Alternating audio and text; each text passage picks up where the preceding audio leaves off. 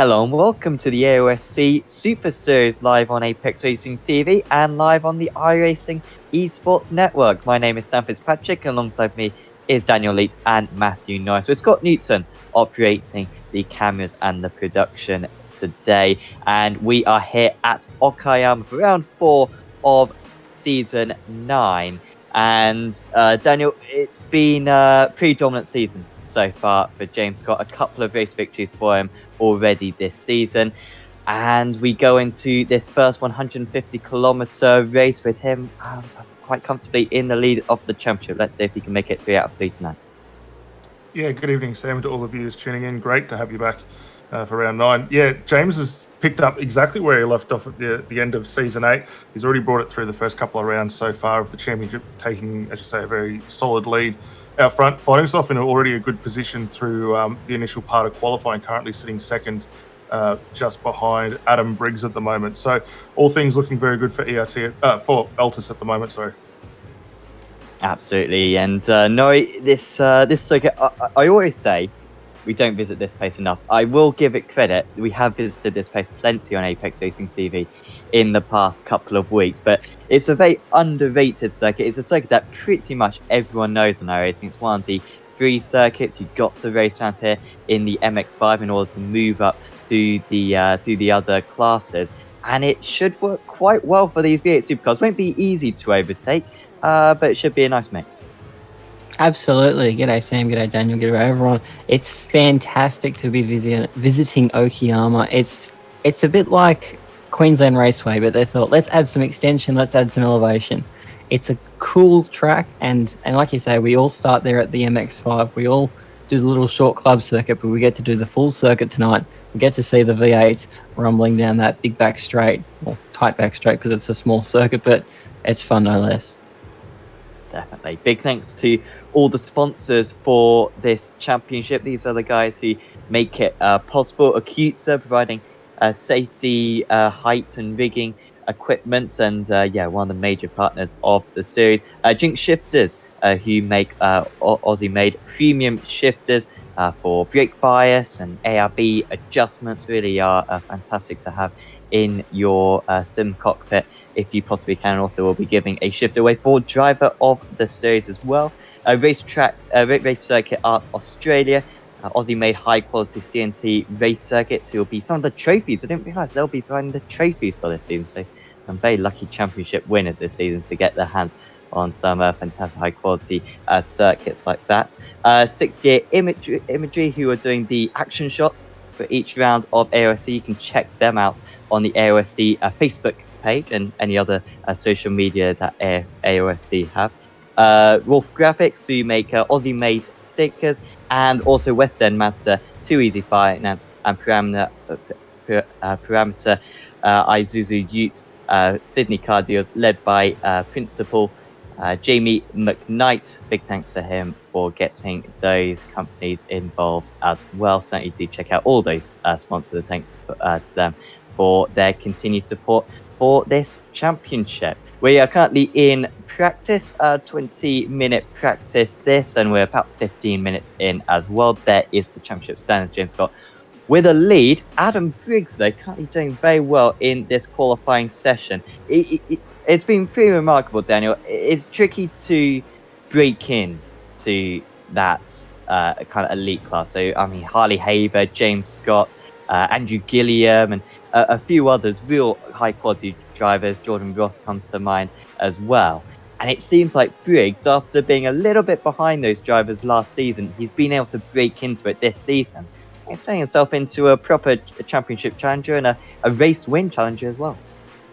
Yeah, definitely. I mean, we saw, as you say, over the course of last season, and we've seen it in quite a few championships as well, the whole DPR team has really lifted and they've really started to come to the forefront in Australian supercar racing in particular. Briggs, obviously, at the forefront of that and doing a very solid job, not that far behind current championship leader James Scott. And as we're seeing through the guys in qualifying at the moment that they're setting, Briggs still finding himself up towards the pointy end of the field as well. So DPR have really come on strong. They found something in the car that seems to be working exceptionally well for them. and they're going to go ahead. Also, keep an eye on Phil Worley there as well, just sitting in third, another one of the DPR stablemates. So those guys are really at a prime position now to start eating away at this championship lead that James Scott finds himself with. Absolutely. It will be an interesting tyre strategy, I think, today. This circuit does eat up the tyres quite a bit. Lots of traction zones, which we know is ever so difficult on the supercars. If anyone hasn't driven these cars in the past, jump into a test station, just try to get the car out of some of these corners. The power in these machines is really very tricky to control. And with this relatively hot track temperature, with the Japanese soil, the famous Japanese soil, it's going to be tricky to do this race on the one stop. The undercut will be very powerful, but obviously if you go for that, then you're going to be at a sitting duck at the end. So a few extra elements for the drivers to think about today. Yeah, absolutely. They're going to need to maximise their tyre life and definitely make sure they've got the fuel calc done if they do go for that undercut.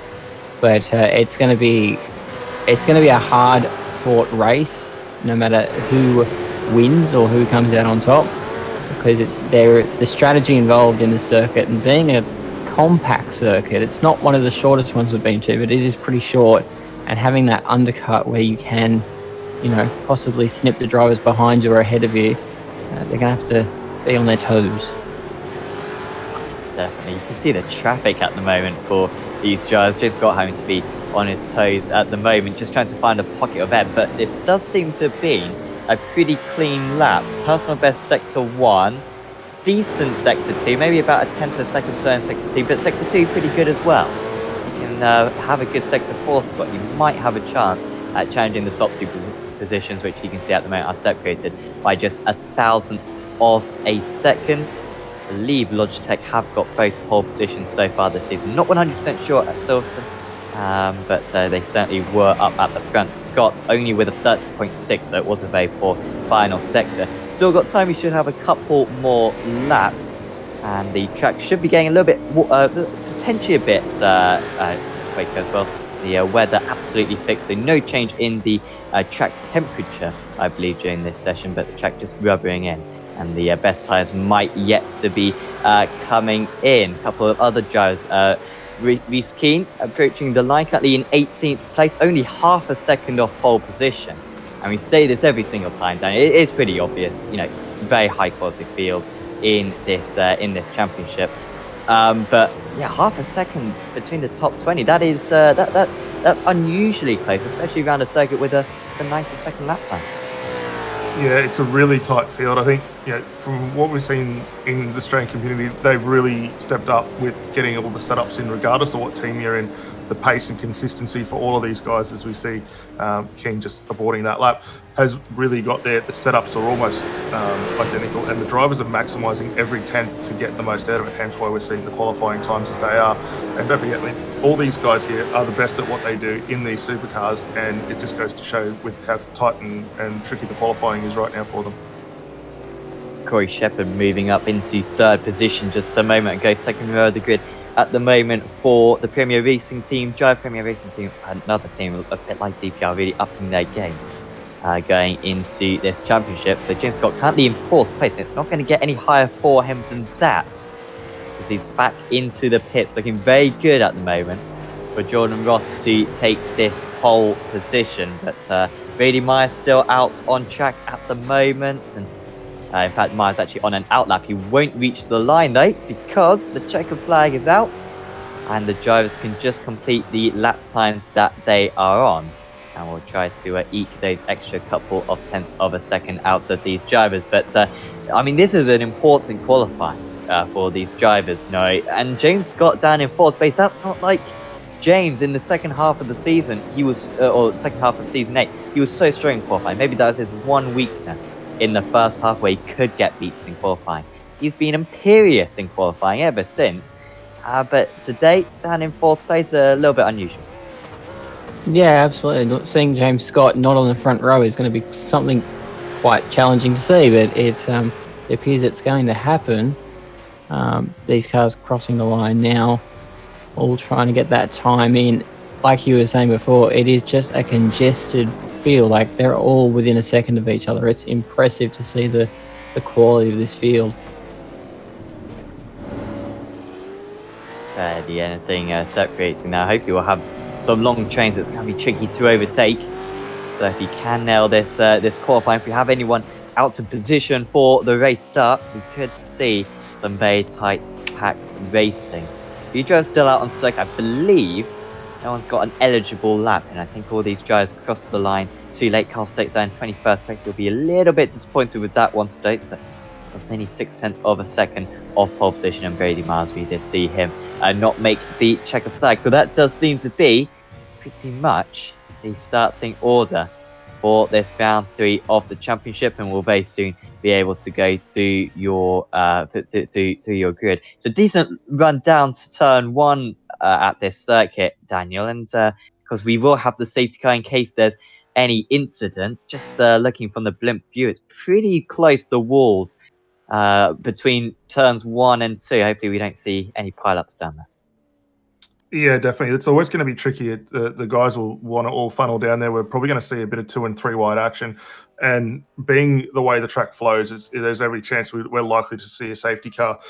Fingers crossed that doesn't happen. In the event we do get it, though, Race Control earlier today did release some stats on where they're going to be allowing the drivers to get back underway. So look for them in between Hobbs and Mike Knight corner, so between the third last and second last corner to get underway.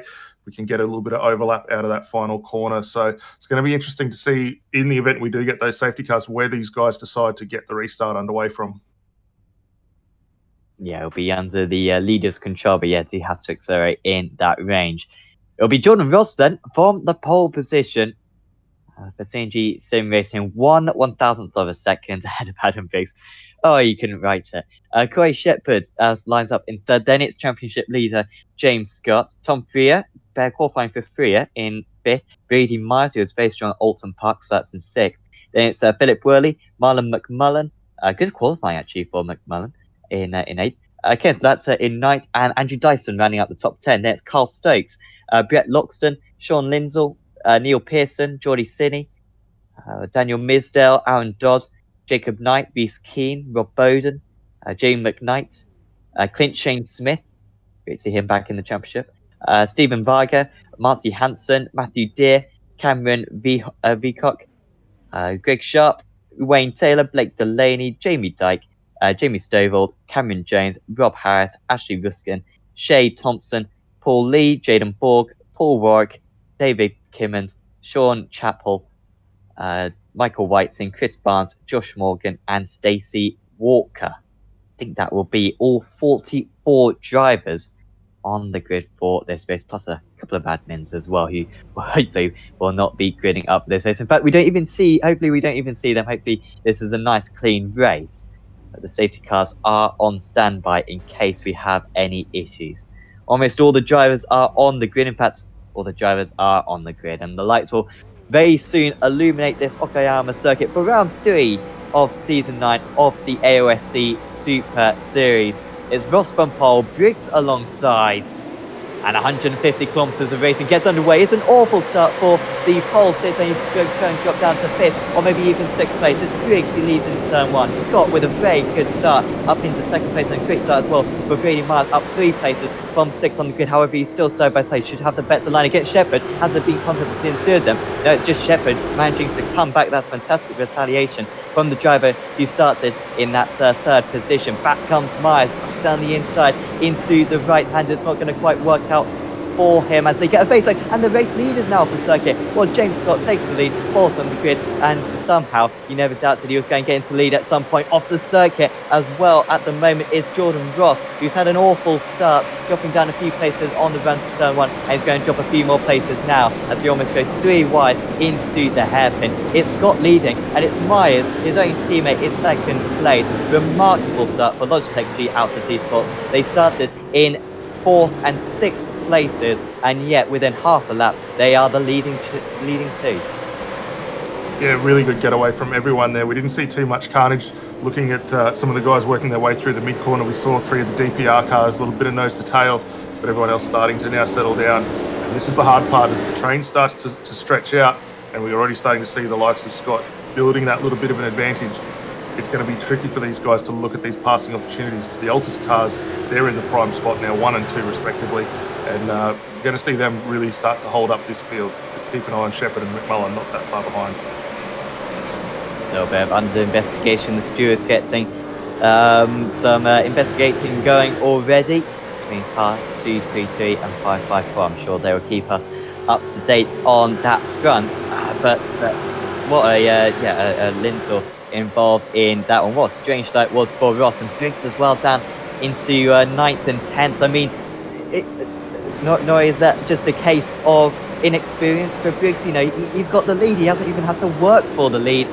And then he just outbreaks himself into one of the first few corners of this race. Maybe that's just inexperience at the front of the field. It could just be nerves. It could just be pressure.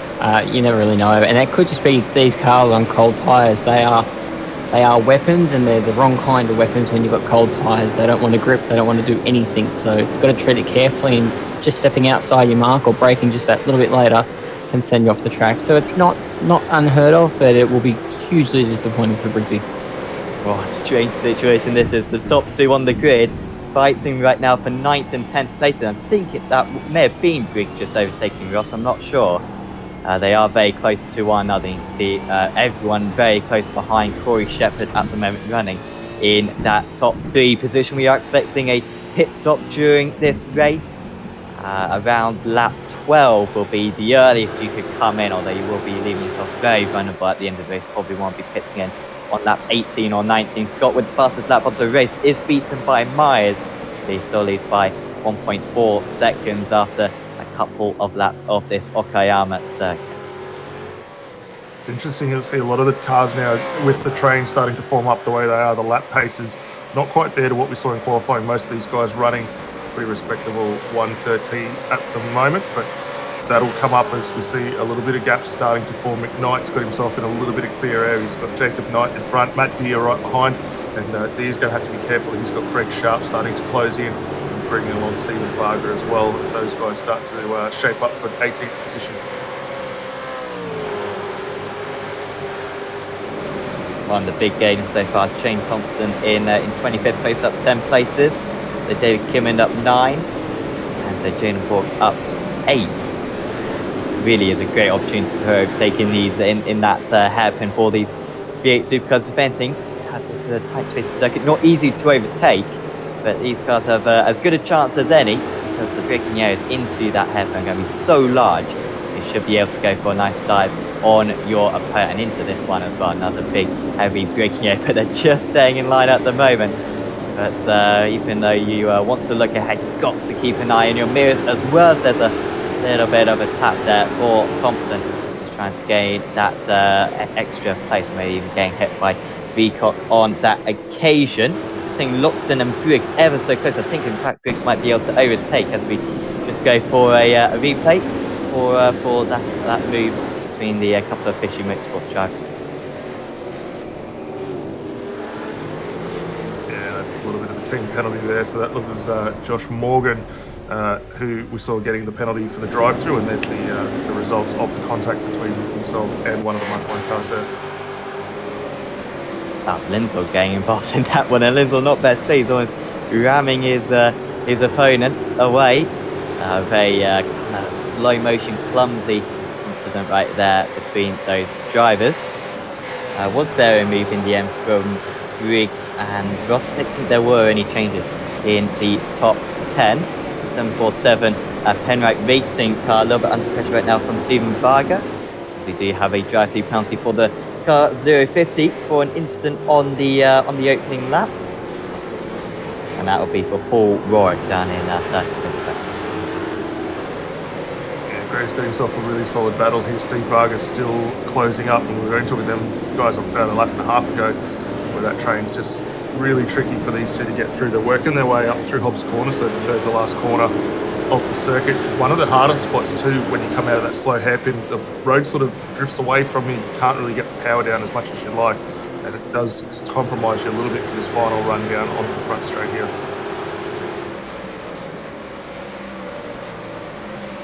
Jan McKnight just flashing the lights heading down into the appropriately named first corner.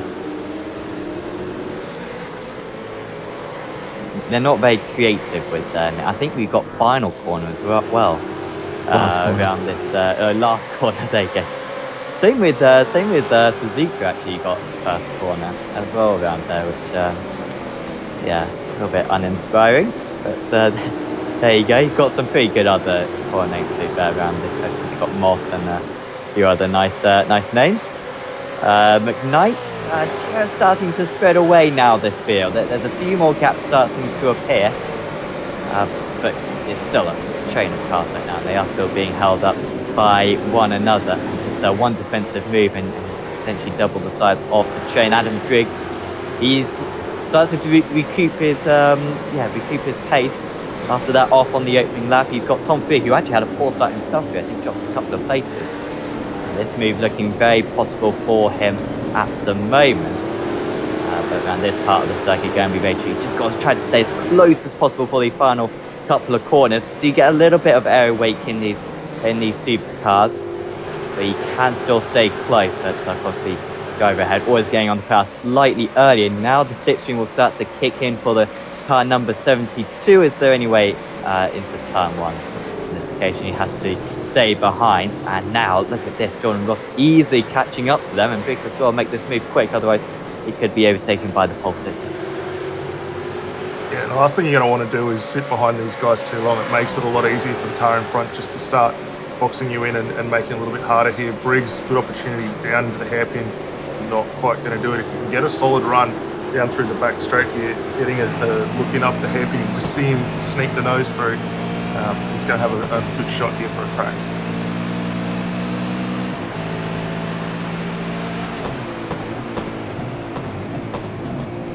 Pops the nose out, but doesn't actually make any ground off it. Just letting Tom know that he is there and he is ready to pounce, given the opportunity. So Briggs is definitely wanting to get back to the front where he belongs, where he started this race.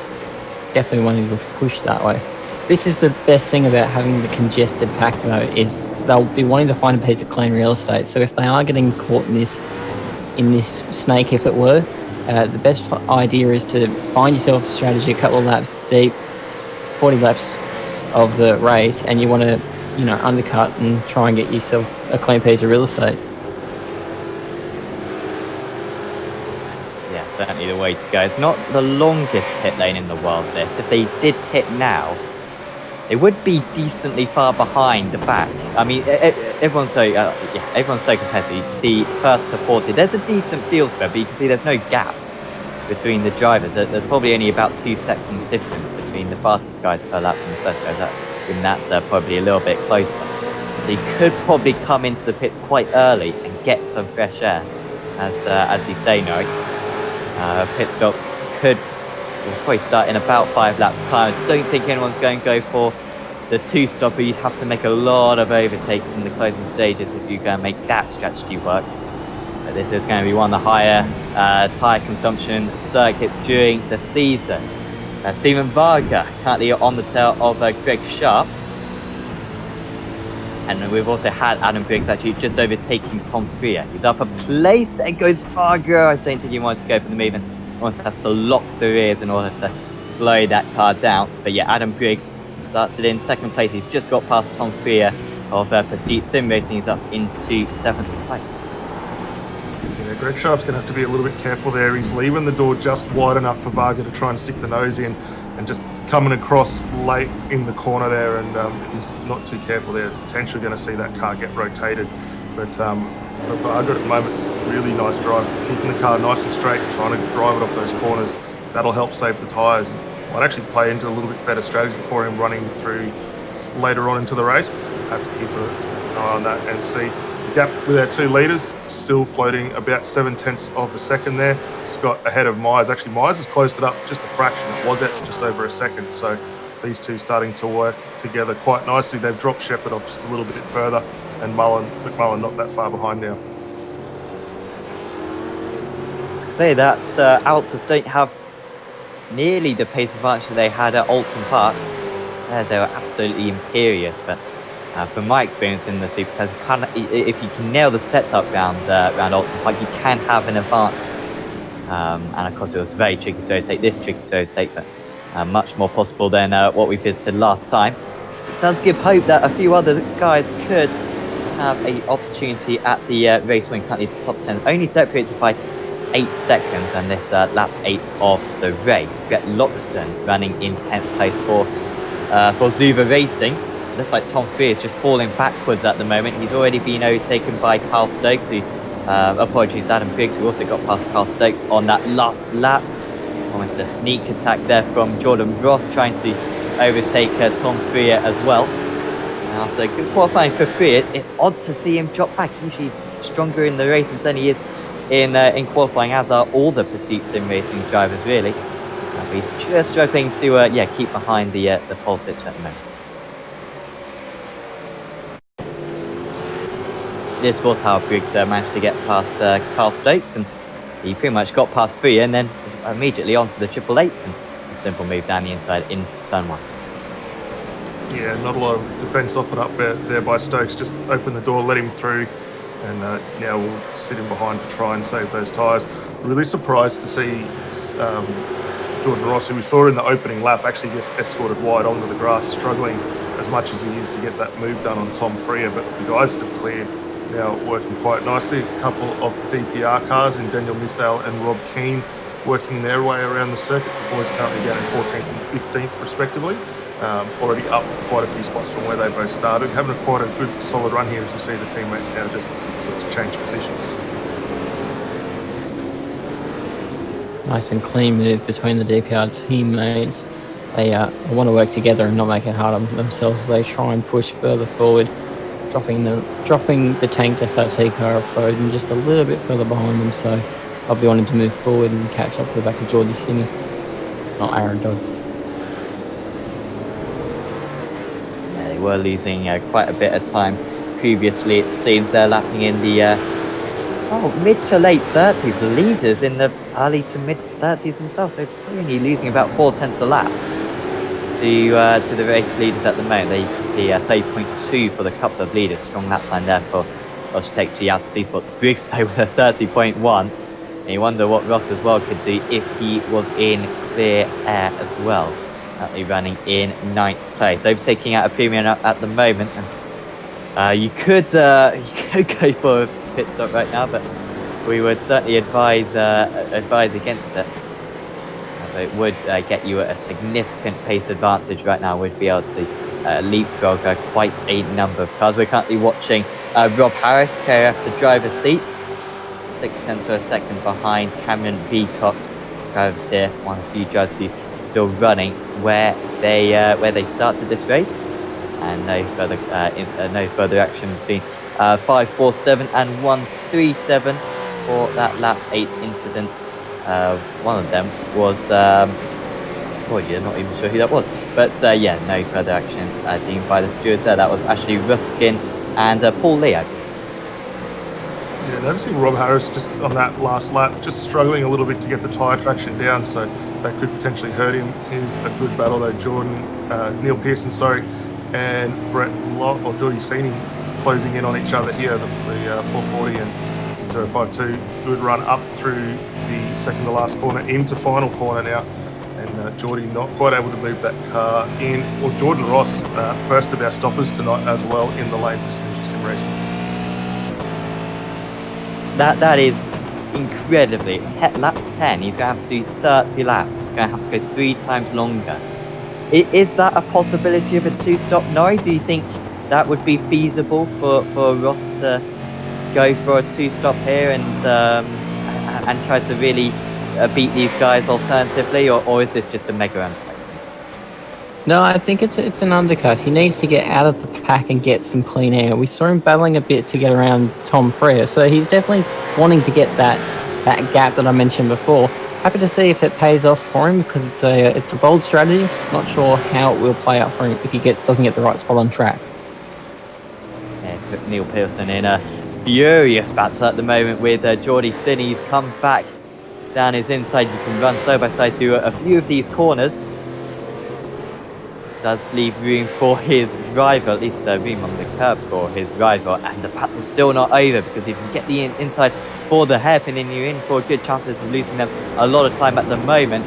As 062 just tried to stay around the outside. 3 has gone off the circuit, and that's a long way off the circuit. You can only imagine he's either dipped a wheel onto the grass, which we did see Mike Horder do in the Apex Racing League GT Championship just a couple of weeks ago, or he's been given contact. Well, he's already had a slide there, and then he's got Loxton behind him, and he's just been kind of quarter paneled there. Loxton not quite aware of his surroundings, and strange issue for Free, and a shame for him after running in the top 10. Yeah, a little bit disappointing there, although for Loxton on the outside, didn't really have a lot there to do. It looked like we saw Freya there with a little bit of a wiggle as he turned that car in, tried to catch it up, and just with the vicinity that Loxton was in there, just unable to get that car turned around. It looks like he also did cop a little bit of additional side-by-side from one of, it might have been one of the KRF cars as well out there, just a little bit of in the front corner as well. So we'll see whether that does impact him or not.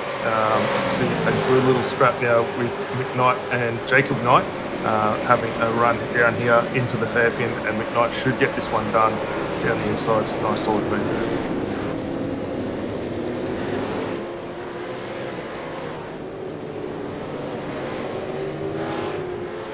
This is when you know you've got a good, solid quality battle pack, is when they can all give each other a bit of racing room like they've just done. Everyone sort of gets away with it, and they keep fighting off the next corner. A little bit of a lock up there from McKnight up ahead, and Jacob Knight sort of looking for a way past.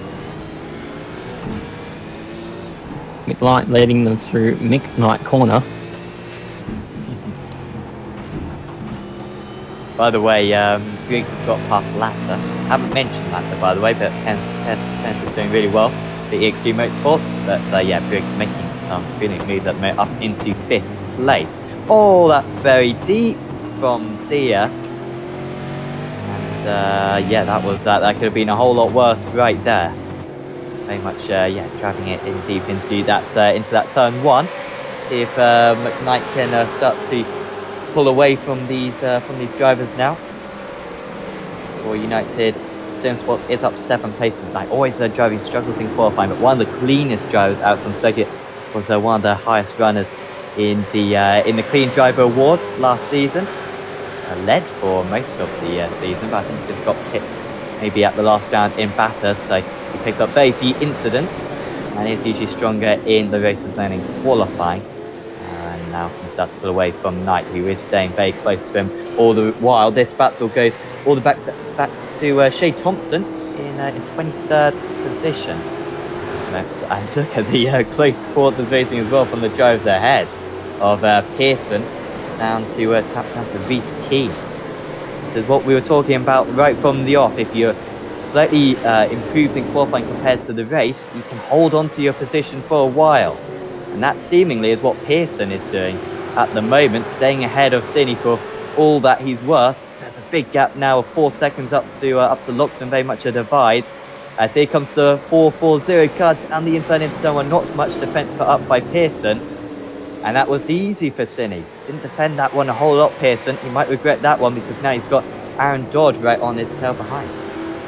Yeah, very easy move there for Cini to get through. Dodd coming hard though, and looking to get a move done. Keep an eye on Misdale just behind this little group as well. He could potentially pick up a couple of scraps if these two get involved, isn't it? And lucky not to have the contact there between Keane and Dodd. Dodd just gets shuffled a little wide. Keane gets the run, but it's going to lose a little bit of track position to see those two bouncing off each other as well.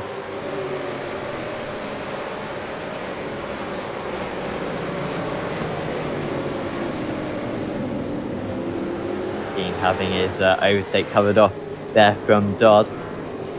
Very much within pit window now, but probably wouldn't be a whole lot of an advantage for these guys to come to the pits. They'd maybe gain a handful of places on track position, but I think it's when you're at the back of a real long pack that it might really be worth coming into the pits. Here is Ruskin and Barnes battling. Now Smith and Chappell right on their tail.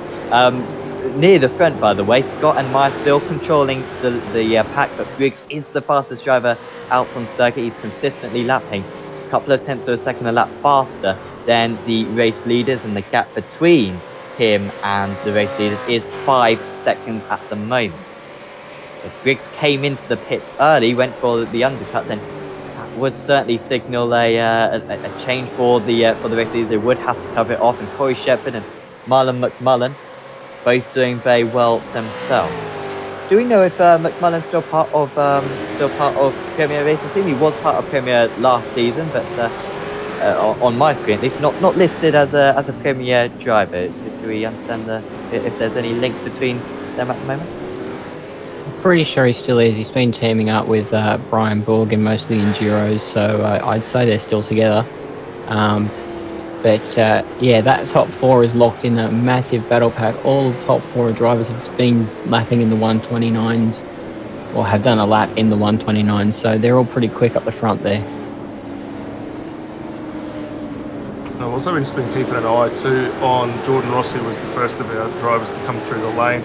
He filtered back out in 39th, currently finds himself in 35th position. So still got a little bit of work to do. He's got Sean Chappell just ahead. There have been a couple of other drivers also dropped through as well. Stephen Varga came through for a stop. Stacey Walker from Reaper Sim Racing is in the lane, but he's been stationary for quite a while there, so a little bit of damage potentially on that car as well. But the tyres on Jordan Ross's Synergy Mobile at the moment seem to be working quite good for him.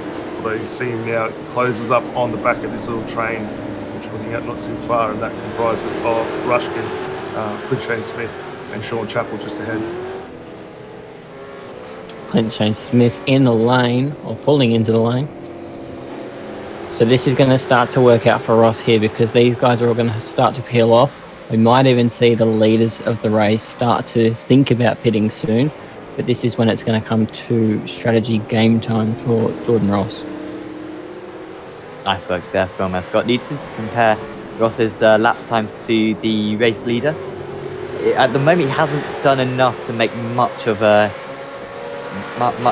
impact. He might be ahead of Latzer now. He might be up into 6th, Ross, but will be very under pressure in the closing stage. Certainly a 2-stop is no possibility. The drop-off in the tyres isn't large enough. And he has just been scuppered slightly. There is the time difference. You can see when he gets a clean lap, then he's much faster. He's in the 29s as Ross, but just a bit too much traffic at the moment for him to have to work through. He was about 4 seconds behind Latzer before the pit stop, so he should be clear. But yeah, like I say, he'll be on old tyres. Stokes into the pits from P8. Now this could be close actually between Stokes and Ross. It will give us a good indication of how much Ross has been able to benefit from that. Yeah, definitely. Well, that stationary time in the lane, or total transit time, is about 50 seconds for these drivers coming through as we see a big gaggle of cars work their way through. So we'll keep an eye on that. But Blake Delaney up on screen at the moment. He's got Marty Hansen and Jamie Stovall just ahead of him. So these guys are scrapping now over 15th, 16th and 17th positions respectively. Just behind them you can see Shay Thompson getting up to the back of this little group as well. So this will turn into a nice little 4-car battle. We'll be in the next few corners as they work their way down towards the back straight, and the fight with McKnight and Jacob Knight still continuing on between United Simsports and EXG Motorsport. Knight thinks a little bit better of it. McKnight very defensive, trying to retain that 13th spot.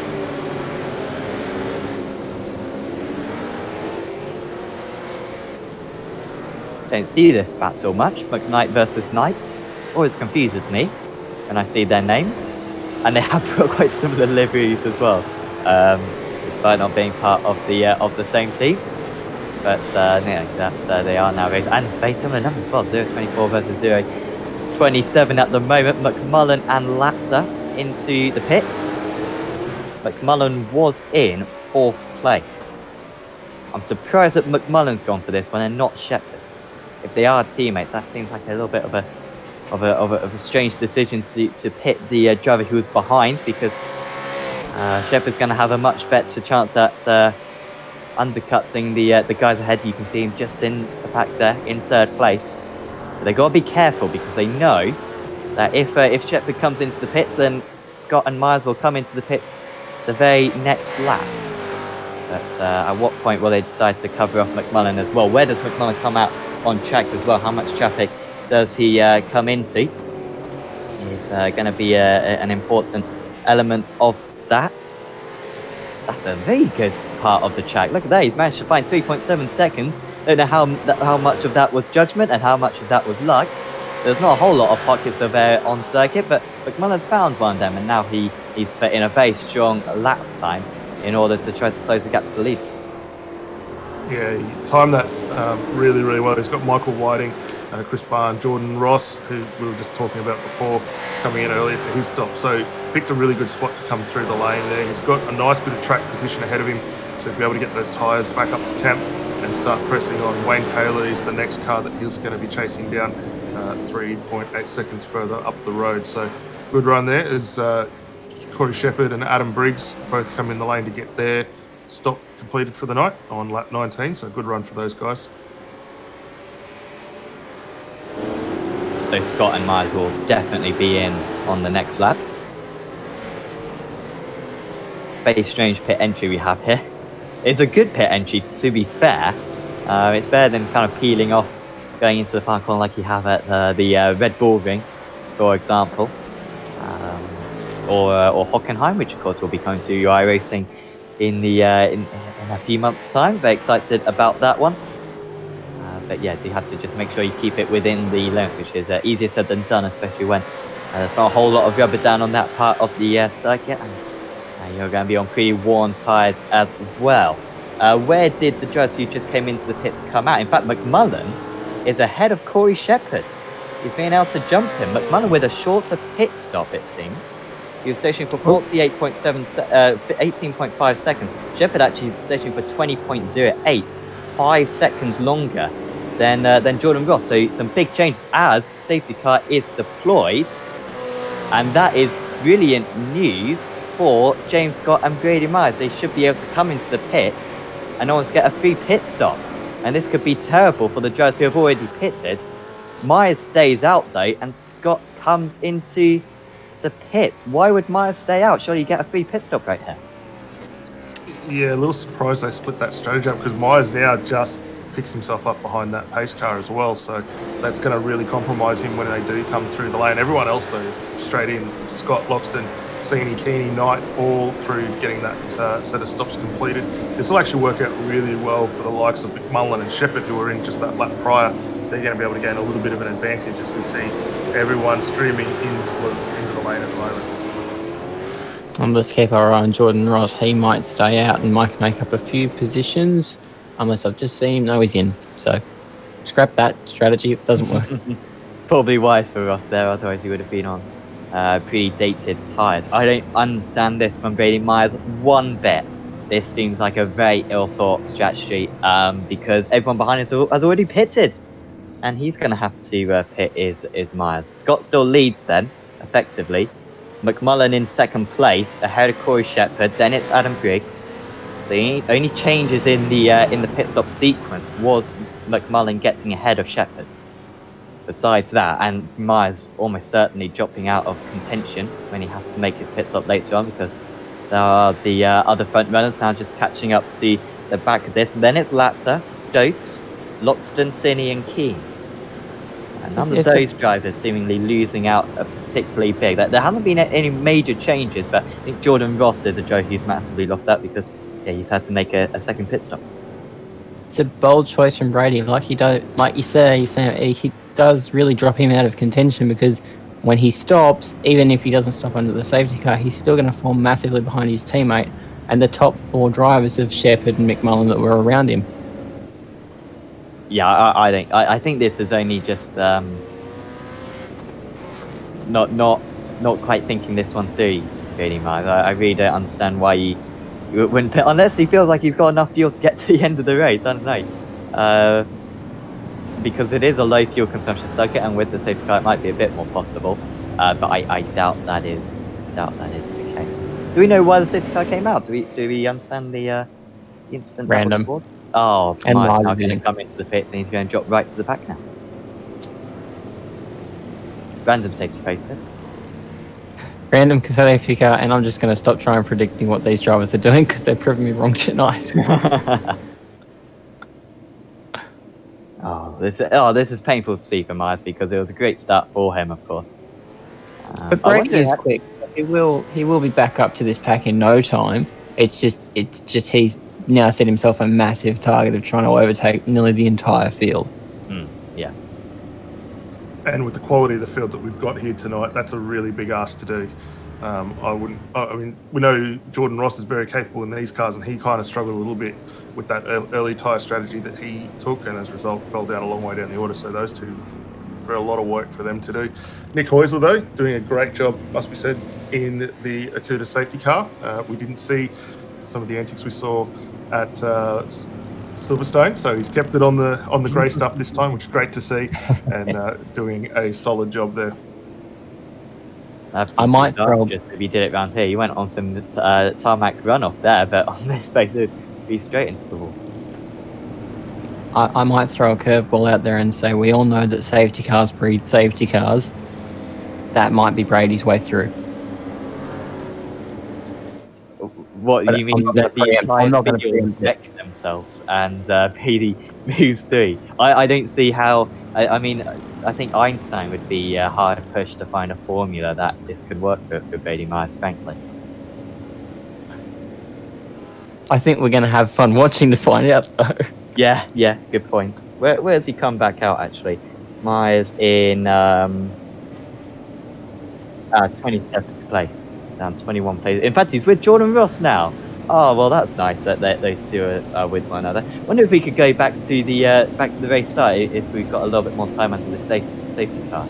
Just go back to the race start, maybe have an onboard with Brady Myers and maybe see exactly what happened with Adam Briggs down into turn 3, 4, 5, whatever you're going to call it, on the opening lap, because I saw the back end of it. That's not exactly what occurred, as Scott Newton does very well to find this all for us. You can see the 143 car, Jordan Ross on pole position, had an absolutely awful getaway, and it was this man, Adam Briggs, who he was past him within a couple of feet.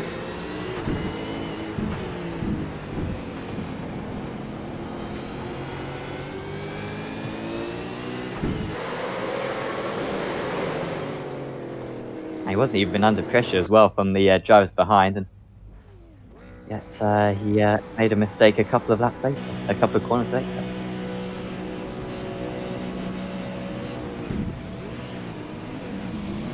Just box it down, know where to go with that one.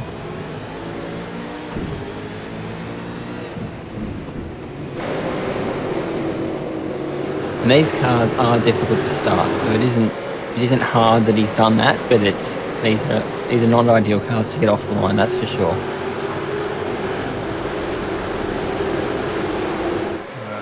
Great start to get underway. Back at racing speed now for all of these guys, so keep an eye on Myers there, still stuck behind Greg Sharp at the moment, so a lot of work to do. But Marlon got a great jump off the restart here, hasn't fallen too far behind Scott Corey Shepherd and Adam Briggs sticking with these guys. Keep an eye on Kyle Stokes there just behind Kenneth Latta. You can see him sticking the nose out in Synergy car, not quite able to get that move completed.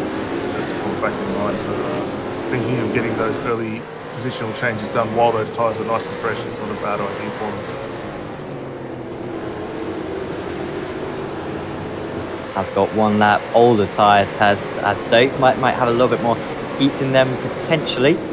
This is going to be one of your best opportunities to get ahead. By the way, apologies that we missed the restart, but I hope you enjoyed watching the race start once again. Seeing that awful start for Jordan Ross earlier on in the event. Fastest second sector, by the way, for Brett Luxton. Fastest third sector for race leader James Gray. He's got the gap up to 0.7 of a second at the moment. I think his main rival is going to be Adam Briggs, running in fourth place. Briggs was consistently faster than the race leader during the first stint. He seemed to have about 0.2 of a second a lap on him. So if he can clear these couple of drivers ahead of him, which is a lot easier said than done, but we have seen him make overtakes so far, he can get himself up into second place, and then with 16 laps to go, he could perhaps challenge for the race win. You can see out of the four of them, he's the most likely to make a move. He's 0.3 of a second behind Corey Shepherd, who will quite like to fend him off as well for Marlon McMullen. Here comes Briggs. It's going to have to be a big move for him to get past. He hasn't made any kind of banzai moves so far, has Briggs. They've usually been quite safe overtakes. Look at the top two as well, closing in actually down that back straight, seemingly McMullen maybe with a bit more straight line speed down that back straight, or maybe just the slipstream kicking in. No way through for Briggs, as Sinny has got ahead of Stokes. He's up into 7th place. Stokes looks to be the man on the move, just a lap ago, but it's Jordy Sinny who's been able to get ahead actually of his teammate. They are both Synergy Sim Racing up into 7th place, Sinny having one of his best races I can recall. Yeah, it's a really good run from Sinny here. He's already gained 8 spots since the start of the race, so finds himself now up in that 7th spot with his teammate just behind, playing a little bit of rear gunner against Reese Keane. This is a really good opportunity for him to start getting away. He's got Brett Loxton in the Zuva car right ahead. This will be a really good opportunity for him to get some really solid positions for the championship run. As you see, some solid battling further down. Blake Delaney, Shay Thompson, Cameron Veacock all involved in this. They spread out 4 wide down the opening straight, and no one wanting to give an inch on the run into one. Insane action, and look at Myers as well, right involved. Myers might even be overtaken here from behind. I think that was Dyke who attempted to go for a move on him. It hasn't quite worked out. Myers will be furious in that car, but at least has got the opportunity to pick off these few drives, and there's Jordan Ross as well. Paul Sitzer made an early pit stop, but came into the pit seemingly maybe he was going for a 2-stop strategy earlier on. It's very difficult to know what he was thinking when he came into the pits on lap 10 of the race. There goes Myers, who almost cut off the braking area there, but he is up into 23rd place, gets past Shay Thompson. Einstein's still working on that formula.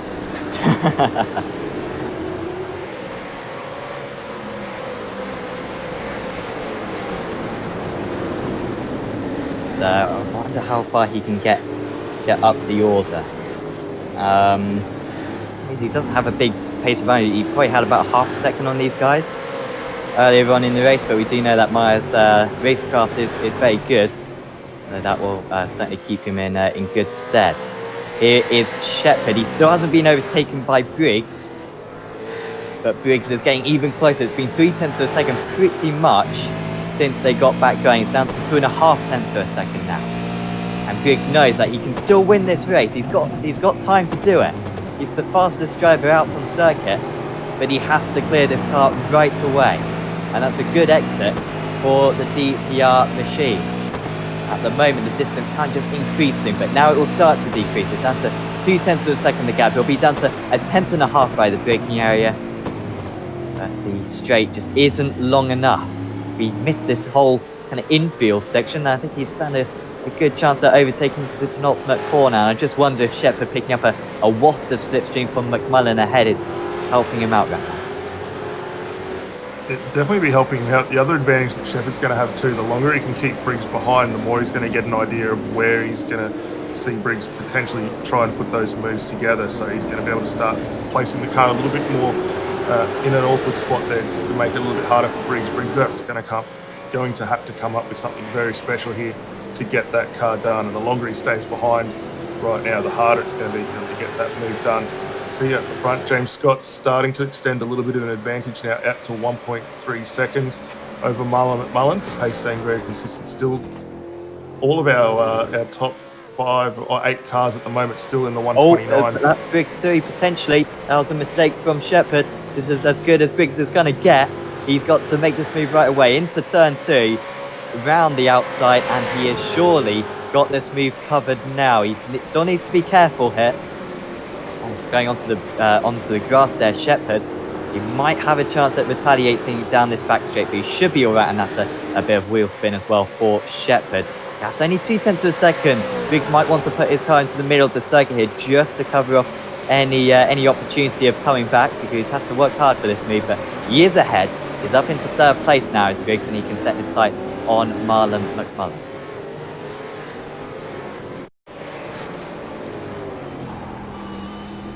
Yeah, just a lock up there from Shepherd, and then they are fighting for sheep stations right through the Moss S's.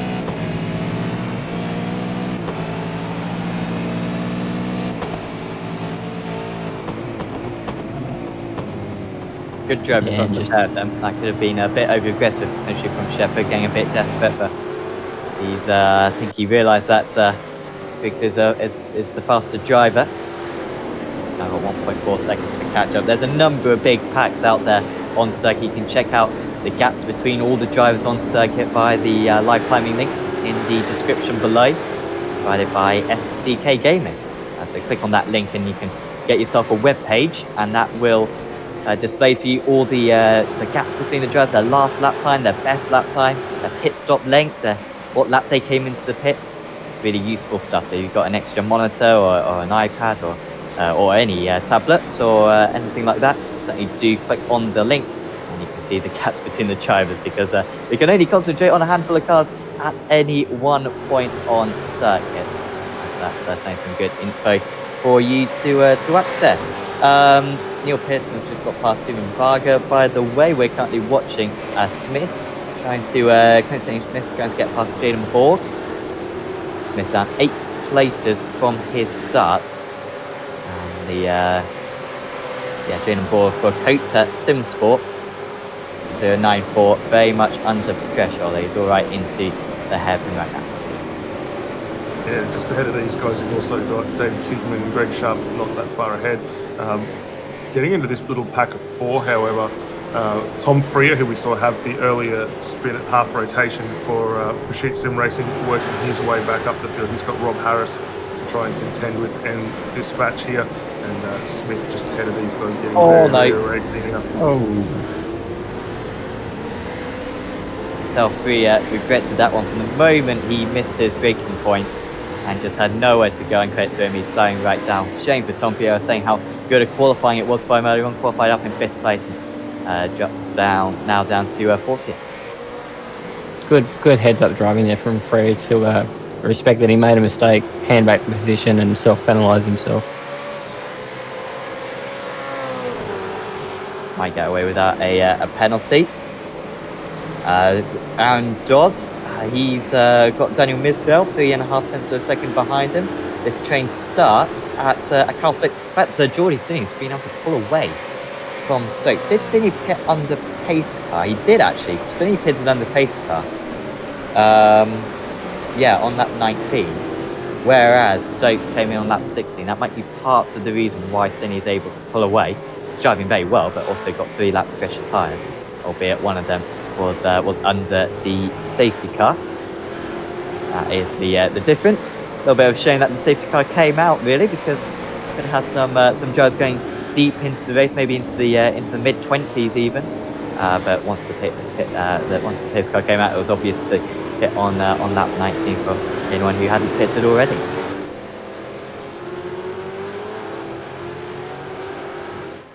Just going to get Briggs now. Yeah, Briggs has really started to close up on the back of McMullen. They work their way down into turn 1. They dropped a little bit off the back of James Scott. The gap now out to 1.8 seconds. But with Briggs dispensing a Shepherd, he's started to really hone in on the back of McMullen. And these two are going to be in for a really solid battle now. Briggs 1 lap better tyre condition than from what we're seeing on McMullen's car at the moment. But the lap pace between both of them very, very close. Remember, Briggs was down to 8th place, 9th place even at the start. Awful getaway for him. It could have been an easy race win for Adam Briggs, who, as far as I'm aware, has not won a race in this series. You guys, I think, have been involved for a bit longer than I. Has he won a race, Adam Briggs? No, I don't believe so. God, and my memory's pretty bad, admittedly, but no, I don't believe he has. In the time that I've been a part of the championship, I haven't seen it, but as we say at the start, DPR coming on very, very well, and this is as good an opportunity as they're going to get, considering they're already second in the championship, to get up there and potentially jump up either second position or take that outright win. This is a really solid opportunity here for Briggs right now. Yeah, I think we've seen them on the Briggs on a podium, but I'm not sure we've seen a win out of him. So definitely best chance here to go after McMullen and then go after James Scott if he can close that gap. With the times on the board, it does look like he is progressing there, and once he's around this Mustang in front of him, he's chasing that Commodore up at the road. when he's had fresh air in this second stint, he has once again been 2 tenths of a second a lap faster than Scott. It's 2 seconds behind. We've got 10 laps to go after this one, which indicates that he's got to get past now McMullen if he's going to catch up to the race leader. And this is looking very good for him at the moment. This is closer than he ever got to Corey Shepherd. And McMullen's going to have to go defensive. It's down to 1/10 of a second. Here comes Briggs for second position, the position that he started this race in. McMullen will stay around the outside, but he almost lets him have it. And Briggs is back up into second place. 2.2 seconds to catch up to the leader. He's the fastest man on circuit. And this is a proper chase situation now. He's got 10 and a bit laps to get it done and claim his first race victory. And what a comeback this has been, even if he only gets second place. Considering how poor his start was, considering they went off the circuit on lap 1, this has still been an exceptional drive from him. Yeah, barring those few little minor issues at start, he's really hasn't put a foot wrong here. The pace and balance in that car has been exceptional. You can already see that he's now started to gain that advantage over the McMullen right now, and he's got his sights firmly set ahead. Didn't lose too much time as they go over the line in getting that change done. It's actually still a bit quicker than what we saw from James Scott the last time by, so working very well for him. Brody Myers doing a stellar job recovering after his awkward pit stop, let's say, under the safety car where he misjudged that one. Just getting a move done down the inside of Matthew Deere. He's going to have to be careful not to get any contact here as you see him go around the outside. It's just a little touch between those two. Yeah, you don't think anyone down the midfield is going to make it easy for Brady, but as you've seen with his massive pace advantage, he's got over half the field. He's making the moves stick when he can. Shows the nose, gets it done, accelerates up the hill, and now he just leads his pack. So he's on to the next target. Philip Woolley acquired. Pretty wide there. That wouldn't be very smart. Well, the 116 there has come back, and mine's just a bit complacent there. You got it done, but right there, Deere just thinking, well, if you're not going to defend, I'll just go back down the inside of you. Now he makes a mistake, does Deere, and he does lose that position for good. Ross working with Myers right now to get through the pack. To be fair to Deere, he is fighting very hard, even though it's only a matter of time till he gets overtaken by these drivers. He is trying to keep them behind all that he can, and he's doing a good job acting with some of the best drivers in the series right now. And yeah, once again, keeping behind the 143, we will be getting increasingly frustrated in that position. Out in the lead, 0.11 seconds faster for Briggs on that last lap. Got the gap down to 1.88 now. But he needs more like 0.2 of a second a lap in order to catch up. We've got 9 more laps to go, including this one.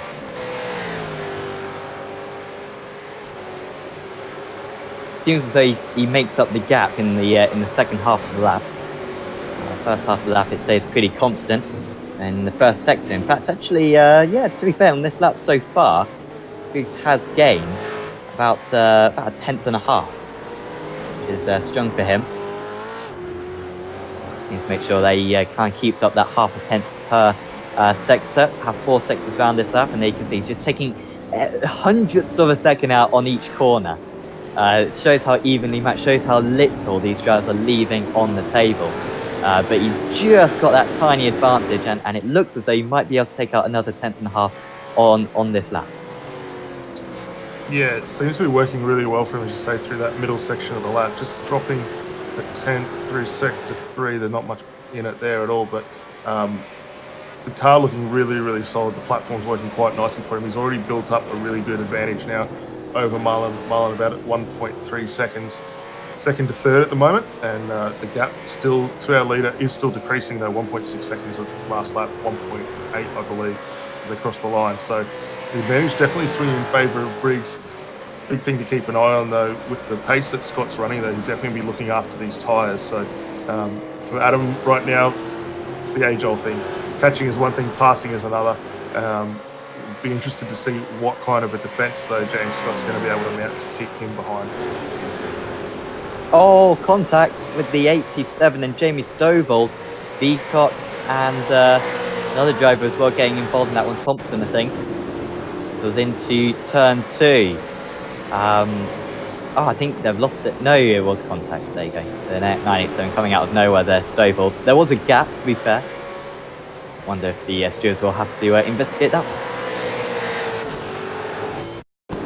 Yeah, did hear a call to race control just to have a look at that one for Stovall here. Watch him go through. Just a little bit awkward there for Vcock. The door was definitely open there. Stovall not really much place to go. He'd already committed to the racing line there. And Shane Thompson, just an unwitting counterpart, just going in through the rear, and both of those two working their way through the dirt and back onto the circuit. A little bit further up, Andrew Dyson now, actually a little further back, sorry, Andrew Dyson on Ashley Ruskin for Reaper Sim Racing and DPR. Oh, he's got the rear all locked up. I know we're in Japan, but there's no need to Tokyo drift it. Oh, nice hit. Nice one. Terrible film, by the way. I'd just like to say it would be my least favourite film of all time.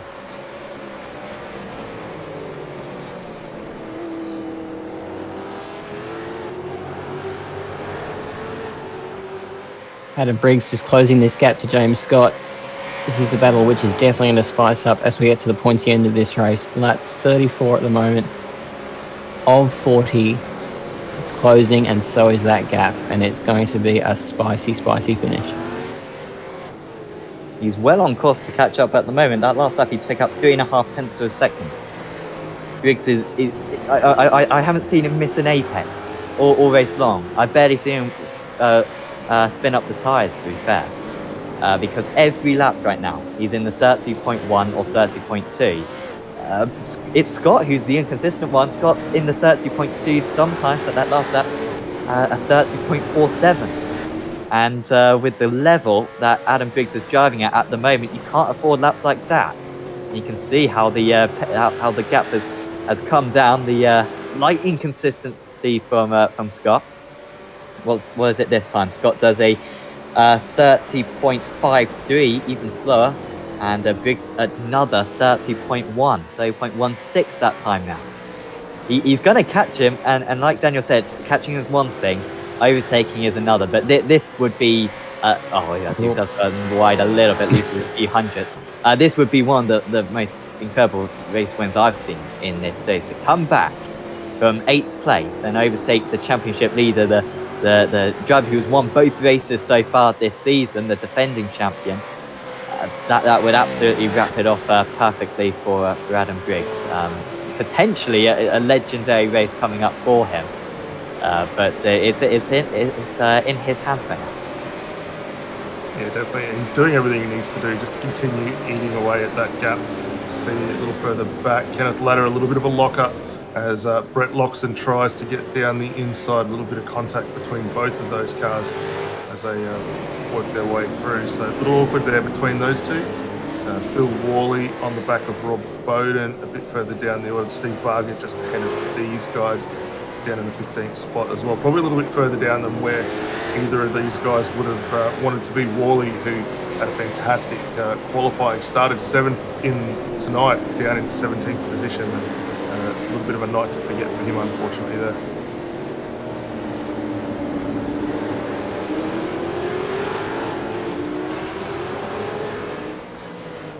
Night to forget for many of our key players, with Brady Myers just behind, climbing through the field, only managing to get to 18th thus far.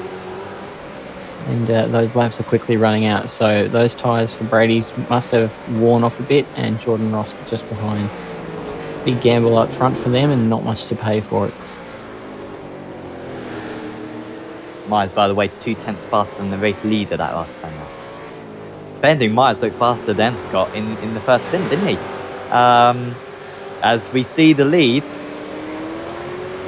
4 to go after this one, and he's caught. McMullen's coming with him as well, 1.5 seconds behind is McMullen. He'll pick up the pieces, and I've never seen McMullen win a race, although I believe he has. He won the championship a couple of seasons ago before I was involved in the championship. Is that right? McMullen won because he was running the car number 1, I think, last season. Yeah, McMullen has picked up a couple of championships along the way in this series. I think prior to the event switching to another broadcaster earlier on, he just picked up the final championship there, and then worked his way through. So it hasn't fallen away too far from what we've seen. He's been very, very consistent, just trying to get back into that podium position. But right here, right now, Briggs and Scott going for it. Come across the line, still 3 to go, but that gap has dropped substantially, just under 0.3 of a second as they now work their way down to turn 1, or the first corner at Okayama. The appropriately named first corner. Looking over Adam Briggs' left shoulder, you see a massive amount of effort goes into this tight, twisty circuit. They get a bit of a reprieve on the run down to the hairpin of sorts, but got to get turned in and then smooth that throttle right out as he's trying to get hung onto the back in that slipstream of James Scott. Will we see a dive down at the hairpin? All his moves so far today have been pretty safe. To get into the lead, he may just have to throw a curveball here. But he's learning where Scott's struggling. It's pretty much all the way around the circuit that he's fast. I did say earlier on that he's maybe faster in the second half of the track, but I think it is just everywhere. He's just got a comfort around this circuit, Briggs. He's never won a race in this championship, remember? And dropped down to 8 at the start. Scott's got to be careful as well. He doesn't go for doesn't bug him into the second hairpin there as well. As we move on to lap 38 of 40. McMullen on that last lap was about a tenth and a half faster than these guys. I'll have to probably go side by side for a few corners in order for him to get involved. Is the gap any closer than it was on the last lap? It's another half a tenth faster for Briggs. And this is as close as he could possibly want. This is where it comes down to racecraft now. This is when it comes down to how precise you can be on your braking marks. Getting the power down as well, getting the power delivered, and that was a poor power delivery there for Scott, and it's put him under pressure. He takes a tight line, does Scott, into this one. He likes to trail brake it into the right-hander. Up the hill the drivers go. One of the most tricky traction areas on the circuit, but tell Adam Briggs that because he absolutely nailed it. Scott's going to have to put his car into the middle of the circuit. He does go into the middle of the circuit, and Briggs will go the long way round. Defending into the hairpin, he slides the car into the corner, does Scott, and this is going to get McMullen involved as well. Once again offline, Hanks plays his car into the middle of the circuit, but he survives that time, and that just shows how tricky it's going to be for Briggs to overtake. The outside line into the hairpin, not easy by any means, and that was pretty much as close as he could have hoped to get. He's almost going to need a mistake here from Scott in order to win this race. Scott opens the line again. Does Briggs go for it? No, he doesn't. Scott very confident that Briggs doesn't go and go for it because that was absolutely gaping on that occasion. Quarter of a second, 2 laps to go. I think Adams really set himself up for a good run here. If you watch the way the Altus car is exiting these corners, a lot of wiggle in the rear there, a lot of power oversteer getting it out of these corners. Briggs' DPR machine looks very stable right now, so I wouldn't be surprised if we see a bit of a move here in the next couple of corners. He's really brought that car up. Oh, here he goes. He's down the inside. Is there going to be contact? Oh, not quite. Scott was slow out of turn 1 and he put his car on the inside of the circuit. There was no way for Briggs to get ahead, and that's just slowed up Briggs a little bit. It's opened up the gap by about a tenth of a second. He's a tenth further back than he was on the last lap, but we know how strong he is coming out of this corner. And once again, Scott, despite having 1 lap pressure tyres, he's struggling to get the power delivered. It's a tenth and a half on the back straight. Briggs goes down the inside. There's barely a car's width, but he's going to go for it regardless. He's not deep enough on the brakes though, and Scott covers it off again. McMullen right with these drivers. I doubt he'll be able to make much of an impression on Briggs, but he's right there to pick up any pieces that fall his way. Lap and a half to go, and Briggs has got to get really inventive. That was once again a good opportunity for him, but he just wasn't late enough on the brakes. Scott, to be fair, defending extremely well at the moment. Does Briggs go for it into the second hairpin this time? Again, he has a look, but it's not there for him. 3.5 tenths of a second. It's maybe a little bit larger the gap than it was on the last lap. And they've just got to make sure that they hit their marks. It's getting larger again, actually, 4 tenths of a second, but better exit for Briggs onto the pit straight to start lap 40. We're into the last couple of kilometres of this 150 kilometre race. Season 9, Round 3 of the AOSC Super Series. Briggs again goes for it, down the inside into turn 2, but Scott takes the normal racing line, and it wasn't quite there for Briggs, but it's a good exit for him. Quarter of a second. And he's going to have his one last opportunity into the hairpin on this lap. You know that he has to go for it. He will surely go for a lunge if it's right there for him. He gets the power down. It's a brilliant drive for Briggs. Spinning up the wheels. Oh, he gets a little bit of a slide there. To the inside goes Scott. Covers the line right to the inside. Briggs can't go for the dummy. There's almost contact between the two of them. Into the braking area. Scott sliding in deep. Briggs round the outside. Can he get the power delivered and get the inside for the next corner? He can't. And Scott, a compromise once again. Can Briggs go for it this time? Yes, he does. But again, he's not quite confident enough on the Briggs. And here comes McMullen as well. He might try to pick up second place here. There's surely no opportunity for Briggs to get past from here unless he goes for the dive into the second hairpin. He's further back than he was on previous laps. James Scott, two-time race winner already this season. He's going to make it 3 races. He's going to take the first 150-kilometer race as well.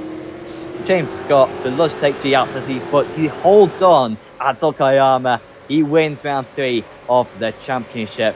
And Adam Briggs pushing him right to the limit, but just could not get the advantage in the end. But a classic battle between the two, and then Marlon McMullen finishing in a tight third.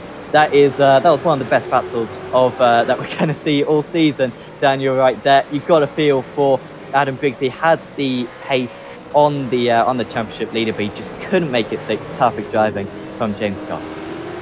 Yeah, really unfortunate there for Briggs. I thought he'd come up with a few opportunities there to get those moves done, just not quite able to sell the dummy that he needed to James Scott. He had a fantastic run there in that final opportunity to get it through into the hairpin. Ran Scott very, very wide, and when he come back across, it just allowed James to get back in and do enough to hold that spot. But for both of those two, fantastic drive. Marlon McMullen, take your hat off to him as well. He got himself back up into it when we thought he might have fallen away after Briggs got through, and nearly got himself there in for an opportunity at second position. And if there was any question about James Scott's mentality, no, I think that one certainly puts that to rest. I mean, he's a Joe who pretty much has no weaknesses. He's strong in qualifying. Awesome race start today. He had good pace, and then that defensive drive. No one else could keep Briggs behind them for more than a couple of laps, and yet Scott managed to do it in those final stages. Yeah, no, it was a good drive from James Scott, and he's got the number 1 on the door, reflecting that he is the champion because he has been able to successfully run a championship tilt, and he knows where to put the car to make that happen. But massive commendation to Adam Briggs tonight for that effort. That is definitely a way to stand up and be noticed in this championship, and he's definitely on fine form so far. Yeah, second place in the championship. Briggs will move up to, or maybe stay. Maybe already been second place before this round. But no, great drive from him right there. And we can go through the final results, I believe, for this round 3 of the championship, the first 150-kilometer race of the season. And it is James Scott who wins out for Logitech G-Outers Esports, 0.3 of a second ahead of Adam Briggs in second place. Marlon McMullen in third. Corey Shepherd finishes in fourth, only 2 seconds off the lead. Kenneth, that's a great drive from Kenneth. Didn't talk about him a whole lot, but he was consistently in the top 6 for the entire event. And finishes in fifth. Good drive as well for Brett Loxton for Zuba Racing in sixth place. Good to see that team up there. Then was Johnny Sinney, Carl Stokes, Reese Keane, and Jacob Knight rounding out the top 10. Then was Aaron Dodd, Daniel Misdale, Jamie McKnight, Neil Pearson, Stephen Varga, Brady Myers, who really should have finished in second place, but for some reason didn't come into the pits under the safety car. Then it was Jordan Ross, pole sitter. Really just, awful start for the Synergy Sim Racing driver. Then it was Philip Worley, Rob Bowden, Marty Hansen, Matthew Deere, Blake Delaney, Jamie Stovall, Jamie Dyke, Clint Jane Smith, David Kimmond, Jaden Borg, Wayne Taylor, Sean Chappell, Ashley Ruskin, Cameron Beacock, Chris Barnes, Rob Harris, Michael Whiting, Shay Thompson, Greg Sharp, Paul Warwick, Paul Lee, Andrew Dyson, Tom Freer, Stacey Walker, Cameron James, and Josh Morgan. Also, Sean Lindsay actually in 44th place was all your drivers. Also, Nick also as well got to do a few laps in the pace car. I'm sure he had a terrific time driving from the Mercedes GT3 car. So we're going to have a chat with all of our top three. The man that we're going to have to introduce first, though, undoubtedly, is going to be James Scott, who joins us in the commentary box. Third race victory of the season for James, but that looked by far the toughest. Adam was on fire today. That was incredible how much speed he had. He romped up C, but he held strong in those closing stages. Yeah, that one was very tough. I was very close to not racing tonight. I've been very sick the last couple of days, so I was didn't have much practice, and I didn't really think I was going to race, to be honest. But I decided to give it a shot in practice, and luckily enough, the heavens sort of opened up in the first lap, with Jordan getting a bad start and Adam going off the road, and yeah. Yeah, I mean, how much work did you do for that qualifying setup? I mean, because it's rare to see you so far down. Do you think that was just because of your lack of laps around this circuit, or do you think it was qualifying specific? I was still sort of not quite with it, to be honest, after a lot of medication to try and get myself better. And I still wasn't quite very good. And I'll be going to bed after this and probably not leaving for the next 2 days. But yeah, I did do a little bit of practice early in the week before I come down with a flu. But yeah, the last 2 days I haven't really been on at all. For the championship now, you must feel almost invincible. I mean, 3 wins out of 3, even compared to last season. You may have got the front 3 last season, but this is turning out fantastic for you. You've got a win in every race format so far. Yeah, obviously it's going well so far. Obviously it's only early days, so it's only round 3, I think it is. So there's still a long way to go, and obviously it only takes a few bad results to see your championship slip away. So just need to keep the consistency up, and we'll see where we end up at the end of the year. Definitely. Well, thanks for having a chat with us, James. Hopefully you get better soon. Is there anyone you'd like to give a shout out to? Obviously all the guys at Altus Esports. Been a great bunch of guys to work with, and obviously our great sponsors, Logitech G, Astro Gaming, Motion Simulation, Cube Controls, and obviously you guys for putting on a great show, and all the AOSC admin. Awesome. Thanks for chatting with us, James, and hopefully see you back very soon. Thanks, guys. That was James Scott for Logitech G Altus Esports, your race winner for round 3 of the championship. Daniel, I think we are next going to have a chat with our runner-up today, Adam Briggs. Yeah, thanks, Sam. Congratulations. Good result and recovery drive to come home second tonight. Let's quickly rewind 40 laps. Let's have a quick chat just about the start, because the car got away quite well. You found yourself up in the lead.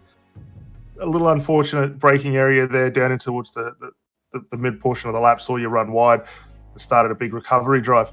Was it just a small lockup that unsettled the front of the car, or was something a little bit off to begin with? Yeah, I think if I did that lock-up on lap 3, it would have been fine. It's just lap 1, cold tyres. I also put a bit of lock into it. You have that temptation to, I'm running wide, put a bit of lock in. It obviously just made it worse. So no one to blame but myself.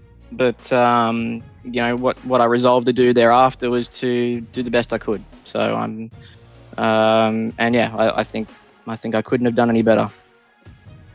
Well, yeah, walk us through, like, you came out after the pit stop, you found yourself down in, it was 4th position. You had Corey Shepherd in front of you, had Marlon McMullen there. You managed to dispense of both those two. And then from up to James Scott, who towards the 5 to 6 laps out was 1.8 seconds up the road. You brought it down to absolutely nothing. And looked like the car setup tonight worked exceptionally well for yourself and the team. Yeah, spent a fair bit of time. I mean, it's a known setup. It's something that we've used a few times now. But I just spent most of the practice session earlier tonight just tailoring some of the elements of the setup to some of the long sweeping corners that require drive, and that must have really looked after the rear as well. So, and that was the basis of catching Scott. James Scott was obviously was a bit traction limited in the rear end, so I was able to sort of make up a 10th almost every time through turn 3. So that was nice. Yeah. And then we saw you always have that big lunge down into the first hairpin on the final lap there. Just a little bit of contact between both of you by the looks there, and unfortunately not able to get it done. How have you found, obviously, we've seen DPR evolve over the last season. You guys have really stepped up the game. Coming to a circuit like Okayama, not something we traditionally see on the supercars calendar. How did you find adapting to that from the sort of traditional circuits that we come to? Actually, I actually thought it was a fantastic circuit for this. Actually, it's super smooth. It's got a lot of medium to slow speed corners. It reminds me a lot of Eastern Creek.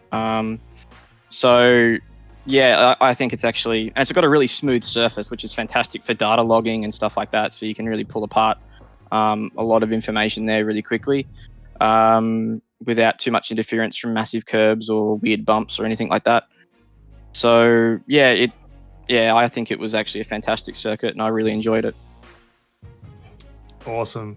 And you've really cemented yourself now a really solid second position in the championship. We know you came in second to the start of this race, and again, walk out of here still second in the points, closing down the gap to James Scott out the front. But from all of us here, mate, first off, congratulations. And before we let you go and enjoy the victory, the podium celebrations, is there someone you'd like to, or anyone you'd like to give a shout out and thanks to? Yeah, firstly, Apex TV, you put on a fantastic broadcast. All the series admins at AOSC, they without this, we don't go racing on a Friday, and we don't have this amazing product to watch and race. And thirdly, I'd like to really support our sponsors. So that's simrigs.com. They've come on board recently, and they have fantastic value products. So go check out their website. There's also Southwell Lifts and Hoists, Ben Max Mechanical, and also BetSmart Racing Services. Those guys really help us out. And yeah, once again, thank you very much for simrigs.com. Fantastic, mate. Well, again, congratulations on the second position tonight, cementing second position currently in the championship, and we'll look forward to catching up with you again at the next event. Thank you. So that was our second place finisher, Adam Briggs there for DPR Racing. And finally, we're going to have a chat with third place man. He finished only about a second off the race win, Marlon McMullen, and he is standing by with Noy. G'day, Marlon, and what a night. Starting 8th, and you found yourself 3rd. Just give us a bit of a rundown from your perspective. How was that open lap and that opening stanza? Oh man, that first lap, I knew those tyres were going to feel like jelly, and man, there were cars just going left, right, and centre, and I was just trying to hang on, and I think I went up to 4th at the end of the first lap, and I'm like, whoa, I don't know what's happened here, so I don't want to be one of them. And thankfully everything sort of warmed up, and I was able to really have a really great race, and to come home on the podium. This is my first podium, and I don't even know how long, like 6 months, so I'm really happy. But it's a thoroughly deserved podium. You were running second there for that good part of that middle stint, and it was only when Briggs got past you that you really, we sort of lost track, but you were still there, and you were fighting towards the end. You really came at them towards the end when they were battling, and you would have thrown it up the inside, I'm sure, if the opportunity presented itself. Yeah, Adam, I tell you what, he's really flying lately. I took note of his pace in the first stint, so I'm like, he's going to cause me a bit of grief come sort of near towards the end of the race. And sure enough, here he comes. So I did my best to hang on to the back of James, but, he sort of hung on really well with the pressure. I know he's not feeling really well, but, he did really, really well to hang on with the pressure and everything he's got going on at the moment. And I did my best trying to hang on to him, but once Adam sort of was coming, I'm like, look, I'm going to not fight too hard. I don't want to do anything silly, and we'll see if he can try and catch James. And man, that was a great battle with them too. And I was trying to get back onto the back of the little train, and I did everything I could. But hey, I'm happy to come home on the podium. So well done to those two. Yeah, it was a phenomenal drive from our perspective. Just want your thoughts on Okayama. It's not traditionally a track we race in the V8s, but God, it put on some good racing, didn't it? I love it. I've always loved it over the years. I mean, I've driven the series probably since 2013. It's a shame we don't do it more. It's a bit of a goat track, a bit of a go-kart sort of track, but this season it was really, really hard to get the car sort of up to the temp with the tyres.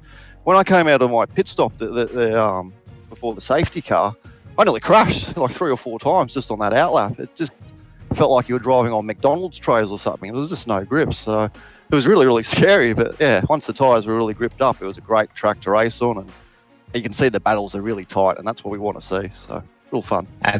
Absolutely. Is there anyone you want to thank before we let you go? Yeah, all the boys at Premier Racing Team. Corey did a really great job tonight. We communicated really well. Race Centre for sponsoring me, Western Mazda, and you guys for putting on the broadcast, and the AOSC series for putting on a really great race. So I can't wait to go and watch this one back. Excellent work, Marlon. Have yourself a great night, and well done on the 3rd place. Thank you, guys. Look after yourselves. Marlon McMullen there, your 3rd place finisher tonight. Congratulations to all the podium sitters. We have a break week next week. No AOSC. It's a shame. But in 2 weeks' time, Daniel, we head to Monza, which will be a draft fest, really. The draft effect isn't massively powerful in this car, as Scott Newton hopefully puts up the cans. 14th of August will be next round of the championship, but that could potentially be a bit of an unpredictable one. The pace should be pretty even amongst the drivers. There's not a whole lot of corners to master around that circuit, and if today was unpredictable, I think Monza will be even more so.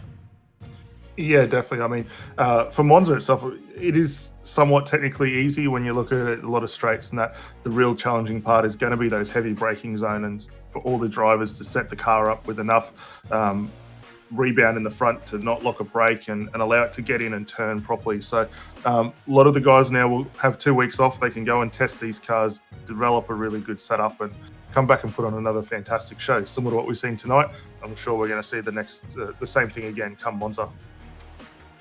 Absolutely, really looking forward to that round of the championship. Before we close out, a big thanks to all the sponsors for the championship, for helping the series as much as they do. Of course, Okayama providing height safety rigging equipment, and Jinx Shifters making premium shifters for A/B adjustment, brake bias adjustments. Race Circuit Arts Australia, the trophy suppliers for this season, making high quality CNC race circuits, which you can hang on your wall there. Absolutely awesome those.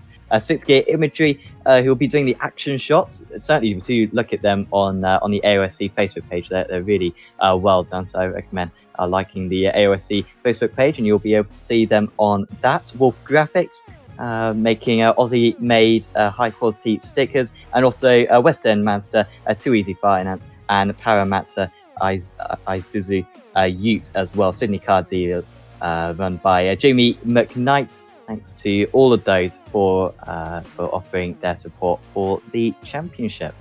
We'll be back with you then in a couple of weeks' time for the AOSC Super Series. In the meantime, do you like this video? We mega appreciate it.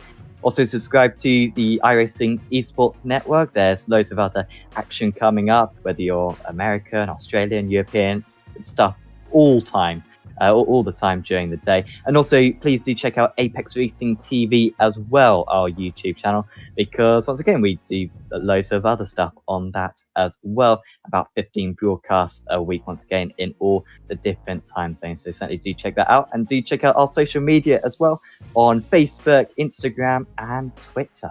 But for now, from me, Sam Fitzpatrick, from Daniel Leap, from Matthew Norris, and from Scott Newton, we will say goodbye, and we'll see you back in 2 weeks' time at Monza for round 4 of the AOSC Super Series. See you then.